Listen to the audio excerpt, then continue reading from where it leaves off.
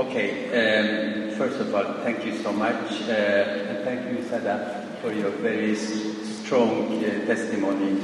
It's very important to have you here because, you see, Sadat and thousands or millions of young Iranians went on the street, not because they wanted something extraordinary.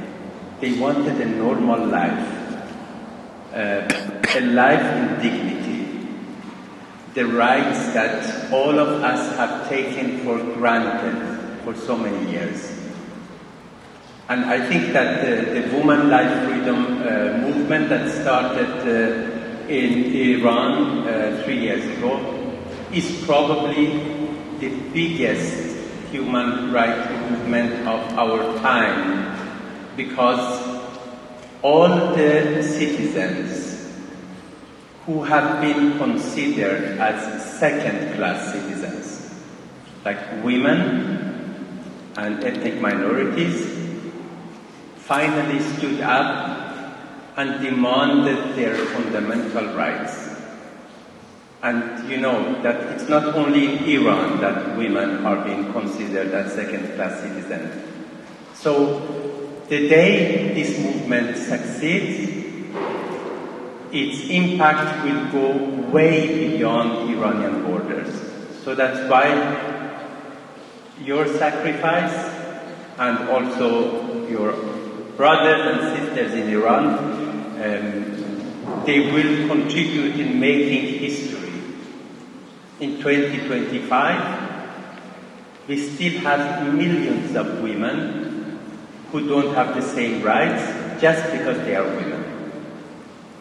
And we must have an end to that. Unfortunately, the world accepts that in the name of culture or religion, but what it actually is violation of human rights. It's discrimination based on gender. So, thank you.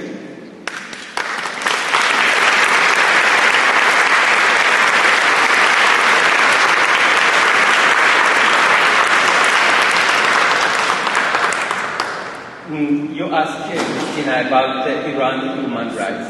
You know, in Iran human rights, we document violations of human rights, in particular the death penalty, the executions, because it's the most important instrument of creating fear in the society.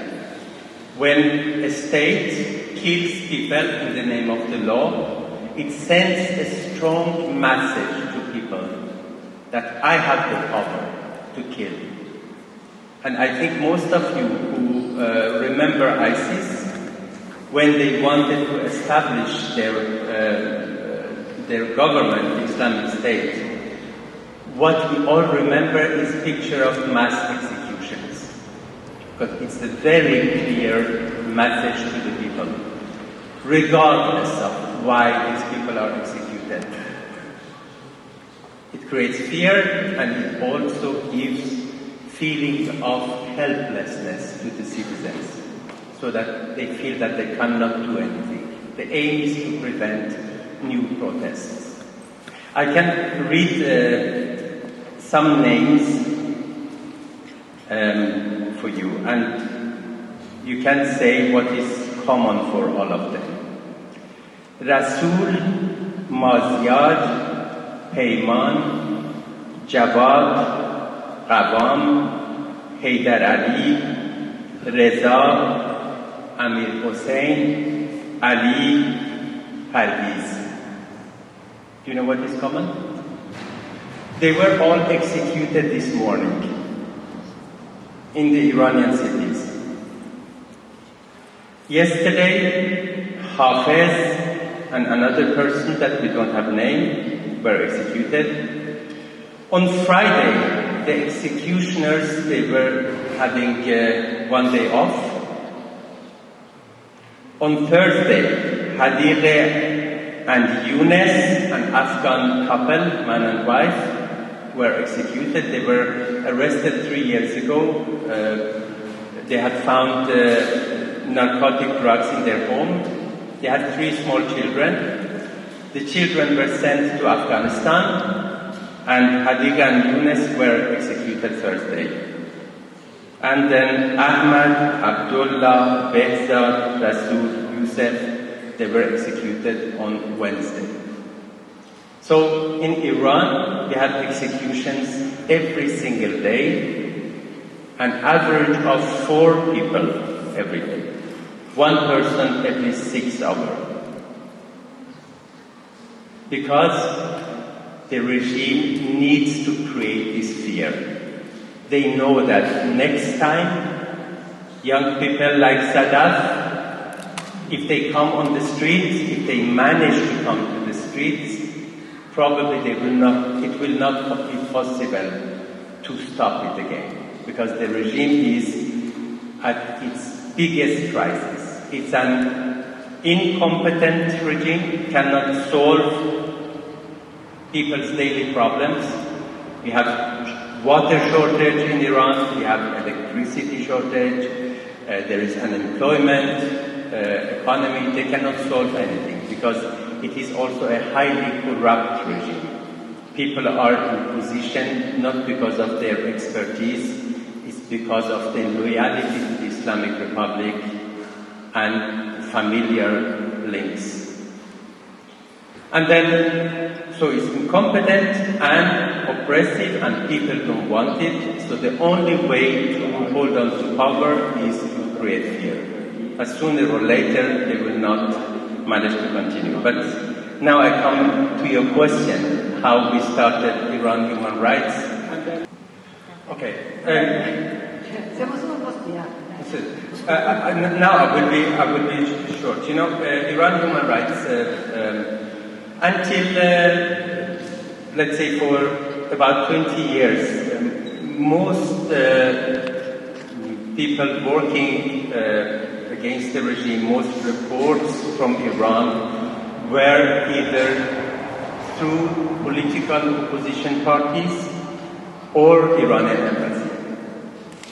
And at that time, I remember that most of the focus was on execution of political prisoners, not all the executions. You know, all these people whose name I read, none of them were political prisoners, but of course their execution is a political act. So I think there were 2 phases of starting Iran human rights. One, I came to a conclusion that we must do something. And that was after a 16-year-old girl called Atefe was hanged publicly in a small city in Iran for immoral acts. And they wrote about it in the newspaper and nothing happened. The world did not react at all. And for me, it was a big shame that I live in the same world where an innocent young girl is executed in a country that is member of the United Nations, with whom we have diplomatic relations, and nothing happens. So I went to newspapers, I pushed to write an article. They wrote a small paragraph about this young girl. A few months later, there was another girl, Leila. She was 18, she was sentenced to death, she was not executed yet. So there was a chance to save her. Leila was sentenced to death for having, on the paper, sexual relationship with her family members. We had plenty of information about her case. Leila, since she was 8 years, she came from a very poor family. Since she was 8, her mother used to sell her to older men as a prostitute. Through these years, she got pregnant twice. Each time the children were born, she was lashed 100 times because of having extramarital affairs, and children were taken away. When she was 15, she was finally given to a man in a marriage. And that man used her as a prostitute to run a brothel. When the police came, they arrested Leila and the man, but finally they pointed at Leila as the main responsible. While Leila was in the prison, she told someone that her brother had been raping her. So that information came to the judge, and the judge sentenced Leila and brothers to death for sexual relationship. But a lawyer told them that since Leila had just confessed, if she withdraws the confession, the death sentence can be removed. So they denied the confession, but the judge removed the death sentence of the two brothers and not Leila. So Leila was still sentenced to death. And I must also say that according to a psychiatrist who had examined Leila had a mental age of 8 years from the time the trauma started. So when they asked her in the prison, do you know that you are going to be executed? She didn't take it seriously. She said, they say so, but I don't think they will do it to me. And then she was asked, do you see your mother? She said, no, she has never been visiting me, but I miss her. What would you say to your mother? The journalist asked. Say, if she comes, she should bring the red skirt that I have. So these were one of the last interviews Leila made. So then I went to Norwegian newspapers and tried to make them write about Leila. After a couple of weeks, one journalist said, we have decided to write about Leila, one article every day. That was Norway's biggest newspaper, Aftenposten. But he asked me to help to make the story. So in 5 days, Leila's story was the main story in Norway. On radio, newspapers, TV, politicians talked about Leila. Norwegian Prime Minister wrote a private letter to Iranian President Khatami asking to save Leila. So the issue became so big that the Iranian authorities had to remove the death sentence. But of course, they could not say that she was innocent or she was a child, so they converted it to 99 lashes.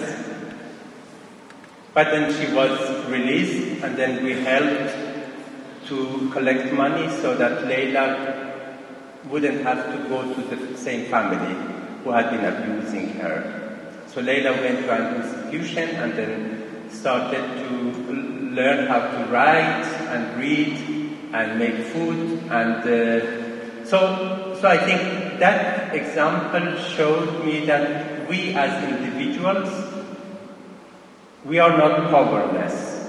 We don't need to have a big organization behind us. Each one of us can actually make a change. And I think that was the start of Iran human rights. So since then, together with human rights defenders inside Iran, we started working for other people on death row, and then since 2007 we have been monitoring the death penalty and situation of human rights defenders in Iran, and now we have a big, broad network all over Iran, enabling us to present a more realistic picture of the human rights situation. And, of course, put pressure on the international community so that they don't close their eyes on human rights violations.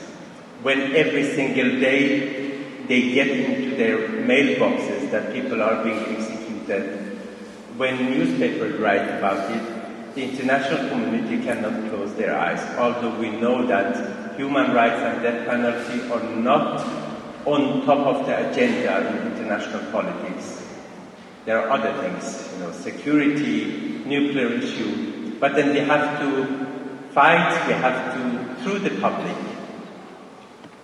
make it an important issue. And what we also know is that Iranian regime is sensitive to international pressure.